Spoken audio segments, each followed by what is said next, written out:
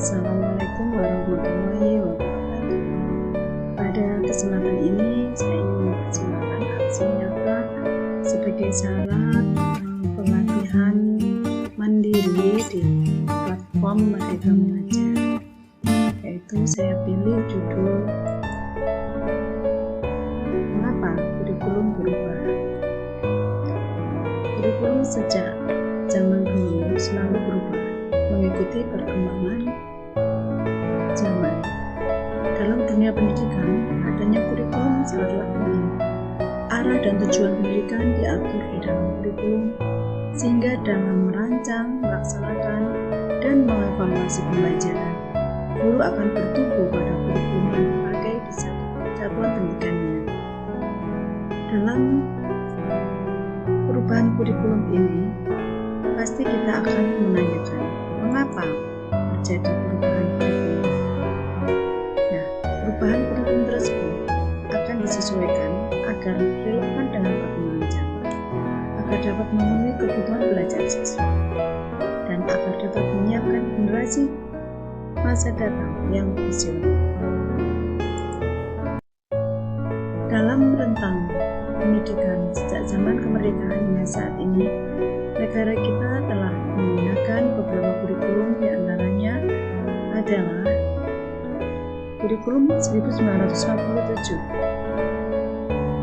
kemudian kurikulum 1964, setelah 4 tahun berganti lagi kurikulum 1968, kemudian ganti lagi kurikulum 1975.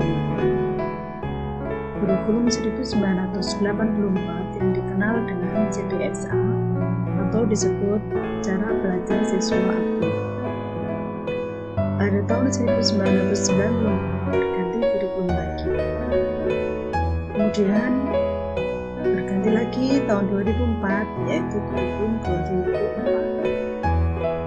Nah, ini dalam waktu rentang pendek 2 tahun berganti lagi kurikulum 2006. Setelah 2006, selama 7 tahun kita lakukan kurikulum 2006 ganti lagi kurikulum 2013. Kemudian kurikulum paradigma baru mulai tahun 2021.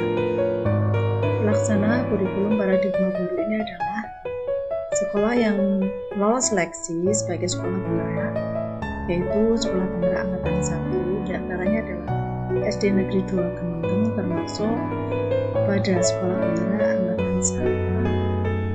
Berjalannya waktu, kurikulum paradigma baru berubah nama menjadi kurikulum prototype di tahun 2021 itu juga. Kemudian masuk ke tahun 2022, kurikulum ditetapkan menjadi berganti nama, yaitu kurikulum Merdeka, yaitu tepatnya ditetapkan pada bulan Februari tahun 2022. Seluruh dunia mengetahui bahwa adanya pandemi global dari COVID-19 telah banyak mempengaruhi senja kehidupan manusia. Banyak hal yang dulu tidak terbayangkan terjadi menjadi nyata dan terjadi di sekitar kita. Dunia pendidikan pun tak luput dari pengaruh pandemi global. Sekolah yang biasanya dilaksanakan secara tatap muka dengan guru dan murid bertemu di kelas dan melaksanakan kegiatan belajar mengajarnya, sekarang harus berbalik 180 derajat dengan pembelajaran daring atau dalam jaringan yang hanya mempertemukan guru dan secara virtual. Akhirnya diberlakukan kurikulum darurat. Nah, dengan adanya pandemi global, terjadinya learning loss dan hasil belajar peserta didik yang rendah, sehingga memilih opsi kurikulum merdeka. Melihat efek pandemi yang sangat masif dan kesulitan yang dihadapi jika guru tetap menerapkan pembelajaran dengan menggunakan kurikulum tahun 2013, maka pemerintah melalui Kementerian Pendidikan dan Kebudayaan mengumumkan penggunaan kurikulum darurat yang lebih sederhana dan mudah diadaptasi dalam masa pandemi. Pertemuan tatap muka terbatas dan kombinasi belajar secara daring kembali menjadi alternatif bagi guru dan murid untuk mengatasi learning loss atau putus belajar. Kurikulum darurat cukup membantu para guru untuk tetap memberikan pembelajaran kepada murid.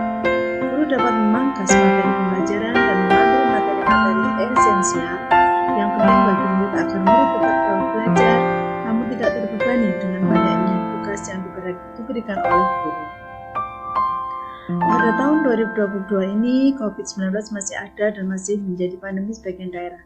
Namun, pembelajaran tatap muka di Kabupaten Nganjuk sudah mulai diberlakukan mulai tanggal 6 September 2021. Selama 2 tahun dilanda COVID, belajar secara daring, Kemdikbud melalui Mas Menteri Nadiem Makarim mencanangkan kurikulum merdeka yang sebelumnya disebut kurikulum prototype, dirancang lebih sederhana dan fleksibel. Kurikulum merdeka akan berfokus pada kompetensi inti dan konten esensial yang memberikan pembelajaran yang bermakna dan kontekstual bagi siswa. Kurikulum harus berubah agar sesuai dengan perkembangan zaman. Apalagi masa sekarang, di ilmu pengetahuan dan teknologi informasi telah berkembang semakin masif dan tak berkendali. Kita tidak mungkin mengajar dengan cara yang itu tidak akan relevan. Pembelajaran juga akan menjadi urusan bukankah tugas kita untuk menyiapkan para murid menghadapi zaman yang baru, zaman yang mungkin sama sekali berbeda dengan zaman kita pada saat sekolah dulu. Kembali kepada opsi kurikulum merdeka. Mengapa memilih opsi kurikulum merdeka? Ada dua tujuan utama yang mendasari kebijakan ini. Pertama, pemerintah dalam hal ini Kemdikbudristek ingin menegaskan bahwa sekolah memiliki kewenangan dan tanggung jawab untuk mengembangkan kurikulum yang sesuai kebutuhan dan konteks masing-masing lingkungan sekolah. Yang kedua, proses perubahan kurikulum nasional harapannya dapat terjadi secara lancar dan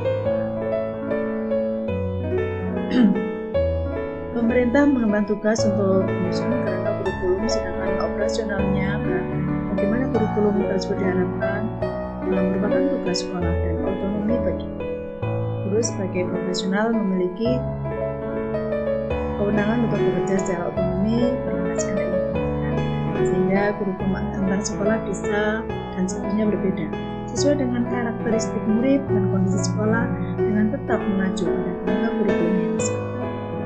Perubahan kerangka kurikulum tentu menuntut adaptasi oleh semua elemen-elemen pendidikan.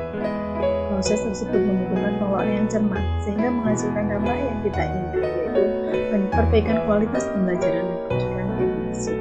Oleh karena itu, Kemdikbudristek memberikan opsi kurikulum sebagai salah satu upaya manajemen pendidikan.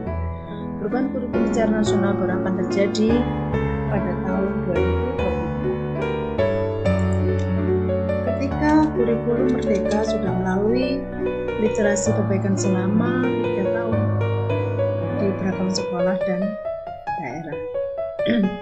Pada tahun 2024 akan ada cukup banyak sekolah madrasah di tiap daerah yang sudah mempelajari kurikulum merdeka dan nantinya bisa menjadi mitra belajar bagi sekolah madrasah.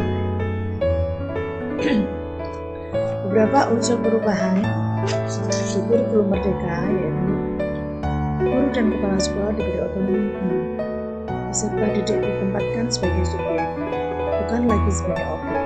Standar kompetensi dirumuskan lebih sederhana, materi lebih ringkas dan esensial. Pelajaran PPKN diganti dengan nama pendidikan Pancasila. Adapun perubahan-perubahan bentuk jenjang adalah sebagai berikut.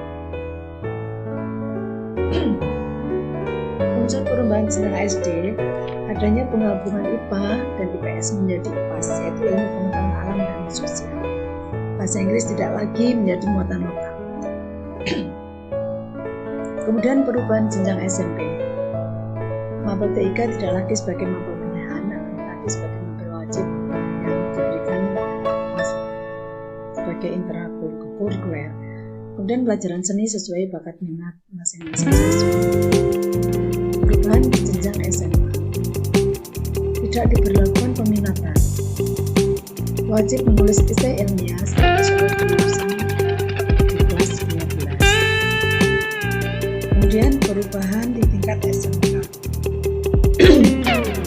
struktur mata pelajaran dijadikan lebih sederhana dalam 2 kelompok mata pelajaran, yaitu mata pelajaran umum dan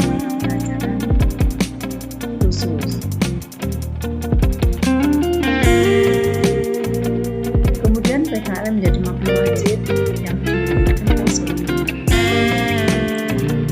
Demikian unsur-unsur perubahan yang membedakan buku Merdeka dengan sebelumnya. Diharapkan pengenalan pada unsur-unsur tersebut membuat guru, kepala sekolah, dan stakeholder terkait lebih dalam, lebih dapat memahami kurikulum Merdeka dan lebih siap mengimplementasikan kurikulum Merdeka di lapangan. Terima kasih. Wassalamualaikum warahmatullahi wabarakatuh.